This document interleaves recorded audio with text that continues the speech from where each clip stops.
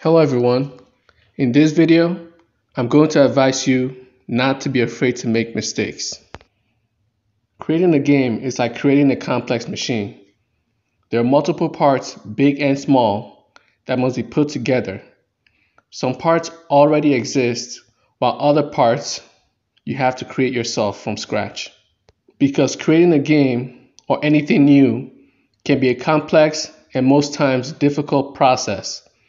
It is almost inevitable that you'll make mistakes. No one creates anything new without making mistakes along the way. Some are found and corrected, some are never found, and others are found but left as is.